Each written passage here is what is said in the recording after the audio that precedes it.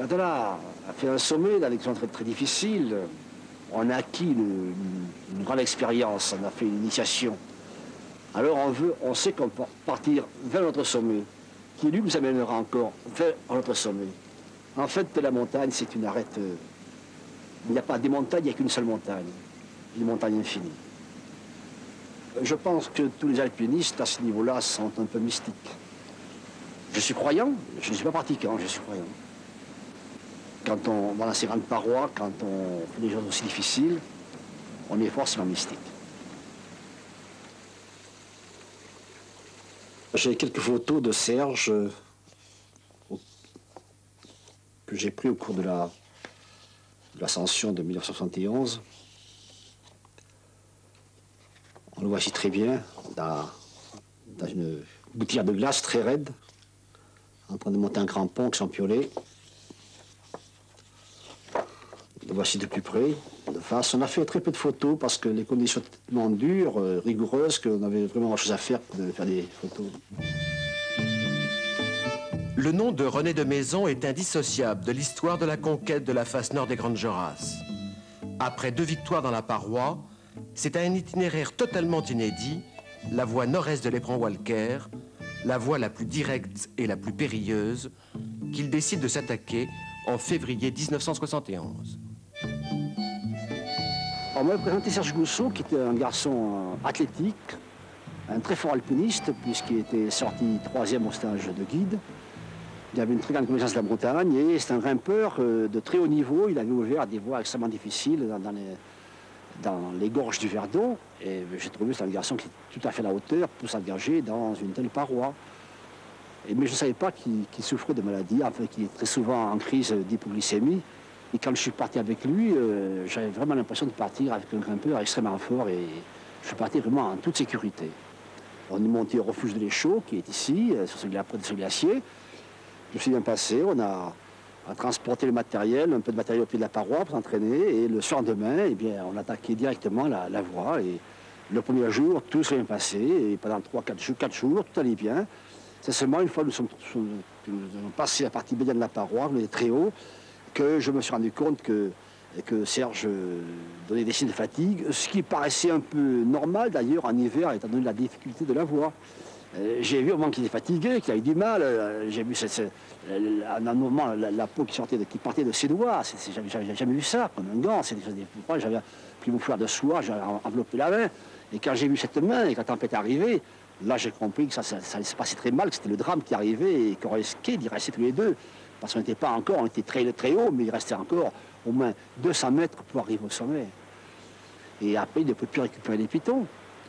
Quand on n'a plus de matériel, c'est déjà un moment qu'il ne peut plus récupérer les pitons, mais je ne m'en étais pas rendu compte tout de suite. J'étais occupé par l'ascension, le faire venir au relais, etc., continuer. Je pensais qu'il récupérait à chaque fois les pitons que je plaçais. Il a récupéré 1 sur 4. Et quand on arrive plus haut, après, on n'a pratiquement plus de matériel. C'est-à-dire, on ne pouvait même plus redescendre. Il fallait sortir d'une façon ou d'une autre par le sommet. On avait fait le plus difficile, donc c'était terrible de voir qu'on avait échoué à 2 longueurs de 40 mètres, 2 longueurs de 45 mètres, hein, c'était 80-90 mètres. C'est terrible d'avoir échoué à ce moment-là, et c'est sûr que si Serge avait accepté ce dernier jour, quand il a lâché, de continuer, moi je lui ai dit, on monte, je fais la longueur, je te tire, je te hisse, on va arriver au sommet, Serge. Mais il a refusé absolument de continuer, il n'a pas voulu continuer. Alors je suis resté avec lui parce que je ne voulais pas le laisser seul. René de Maison et Serge Goussot sont engagés dans la paroi depuis 13 jours. 13 jours d'efforts ininterrompus, de souffrances indicibles. Depuis 4 jours, ils ne progressent plus. Ils sont prisonniers de la tempête, bloqués dans leur bivouac de fortune à 80 mètres sous le sommet. La température avoisine les moins 30 degrés. Serge Goussot est tétanisé, exténué, malade. Les secours tardent. D'atermoiement en hésitation malheureuse, les contre-ordres se multiplient. Un hélicoptère du secours en montagne effectue plusieurs rotations depuis la base de Chamonix et passe le 22 février à proximité des 2 hommes. Et l'après-midi, à la fin de la journée, il y a l'hélicoptère qui revient, qui repasse. Et puis Serge me dit, mais René, mon hélicoptère, est-ce qu'il vient? Je lui dis, oui, il vient dans l'hélicoptère. Et puis il me dit, si on montait au sommet, tu vois, c'est le grand sur le plateau là-haut. On pourrait trouver un bistrot, et trouver à manger, on viendrait après. Alors je comprends à ce moment-là que c'est la fête qui commence, tu vois.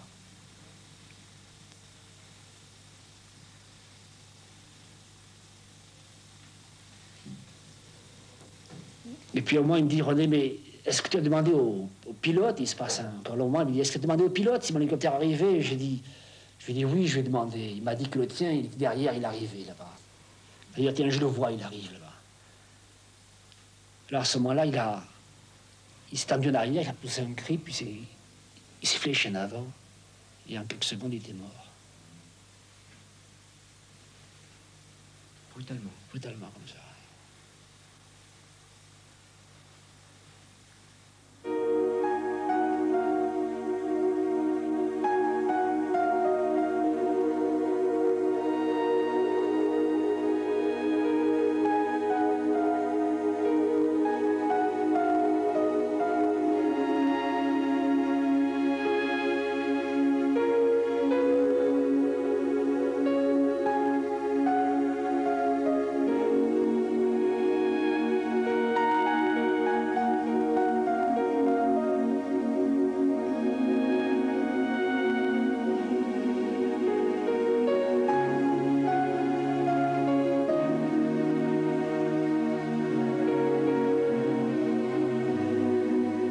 Il est évident que je ne peux pas rester sur cet échec de 1971 au cours duquel mon compagnon Serge Goussot était mort dans des conditions dramatiques. Et dès 1972, avec mon compagnon, le guide italien Giorgio Bertone et Michel Clary, qui était un jeune alpiniste chamonniard, j'ai décidé de repartir vers la face nord. Mais cet hiver 72, malgré 5 tentatives, nous avons dû renoncer. Le mauvais temps a été constamment là. Il a été impossible de gravir la paroi. Et je pensais que ça, bon, qu'il y avait le mauvais temps, mais que ça venait faire aussi un peu de moi, que je n'avais pas osé aller trop loin, pas assez loin même, voilà, pour gravir cette paroi. Et ça, je l'ai porté en moi tout l'hiver, et il me semblait qu'il y avait un temps infini devant moi avant d'arriver à l'hiver 1973. Et il fallait absolument que je me retrouve moi-même en montagne, et c'est comme ça que j'ai entrepris en solitaire l'intégrale de Petré, qui n'avait jamais été gravie en solitaire, et que je me suis retrouvé là-haut. Comme je suis arrivé au col de Petré, à 4000 mètres, le mauvais temps arrivé, je pouvais redescendre par les rochers Gruber, me sauver. Et je me suis dit, non, c'est l'épreuve de force, la tempête arrive maintenant, alors il faut savoir si je suis bon encore, si je suis capable d'affronter cette montagne malgré la tempête. Je suis arrivé dans l'après-midi au sommet, dans la tourmente, mais pour moi ça a été, là où d'autres se seraient cru perdus, pour moi ça a été un éclat de joie extraordinaire, j'avais réussi, je pourrais continuer.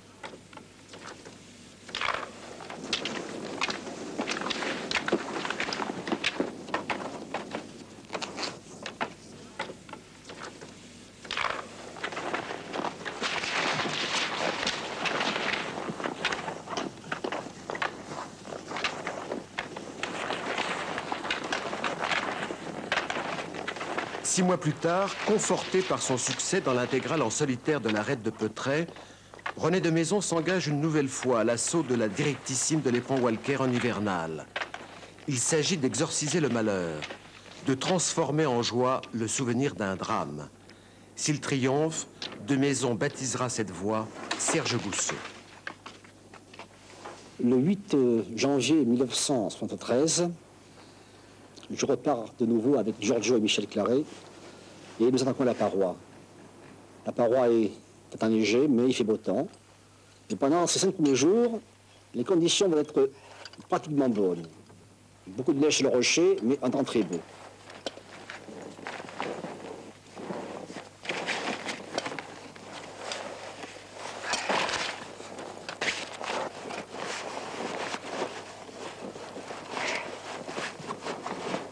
Et approximativement à l'endroit où le mauvais temps était arrivé, en 71, la tempête arrive, mais très violente. C'est la neige, les coulées de neige, le froid, le givre, le vent très violent. Et pendant 3 jours, on va vivre un véritable enfer dans cette paroi. On va faire cette ascension dans des conditions redoutables. On bivouaquera même au même endroit que le dernier bivouac que j'avais fait avec Serge Goussot. Nous sommes restés sur place 4 jours, l'endroit où Serge est mort. Et pour moi, ce sera une nuit très difficile, parce qu'au cours de la nuit, il va se passer un phénomène extraordinaire, c'est que je vais faire un cauchemar et je me réveille dans la nuit et pendant quelques secondes, je vais avoir l'impression d'être de nouveau avec Serge, qu'il ne s'est rien passé et que je suis avec Serge Goussot dans cette paroi. Pendant quelques secondes, ça a été quelque chose d'effroyable, de très dur. Et puis, je réalise bien sûr que non, qu'il y a Michel et Giorgio qui étaient de moi. J'avais confiance sur mes deux compagnons, je savais qu'ils étaient solides, c'était vraiment des gars très, très résistants, très solides. Et on pouvait refaire ce qu'on avait fait. Je pouvais le refaire. Mais quand on arrivait aux passages les plus durs, sous le sommet, là où Serge a lâché, ces passages-là, je n'ai pas voulu les faire en tête. Je savais que Giorgio pouvait le faire. Je l'ai laissé passer devant. Je l'ai laissé passer devant parce que pour moi, je ne voulais pas revivre les moments que j'avais vécus. Les images ressortaient de moi. J'ai l'impression même qu'elles sortaient du rocher, carrément. Je voyais Serge. Et pour moi, c'était extrêmement dur. C'était terrible pour moi. Et alors, je n'ai pas voulu faire il y a eu 2 longueurs là, que je n'ai pas voulu faire en tête. Et c'est Giorgio qui est passé devant. Et le dernier jour, j'ai repris la tête pour refaire ces derniers 80 mètres qui m'appartenaient. Il fallait que je les fasse moi-même. Et le lendemain, nous avons atteint le sommet toujours par un vent qui soufflait, d'après la météo, sur la suite, un vent qui soufflait à 100 km à l'heure. J'avais en quelque sorte réglé mes comptes avec cette paroi, mais cette fois, on avait réussi. Et pour moi, c'était quelque chose de formidable. Bon, j'ai perdu en montagne, depuis que je fais l'alpinisme, j'ai perdu 23 compagnons. Et ce sont des brèches qui s'ouvrent dans notre proche horizon et qui ne se comblent jamais. Mais ça, c'est la montagne, voilà. Et alors, on vit toujours avec ce souvenir des amis disparus, en quelque sorte, cette présence de la mort, mais on s'y habitue. On s'y habitue et on continue en sachant que le pire peut nous arriver un jour ou l'autre, mais ça fait partie du jeu et de la vie d'un alpiniste, d'un montagnard.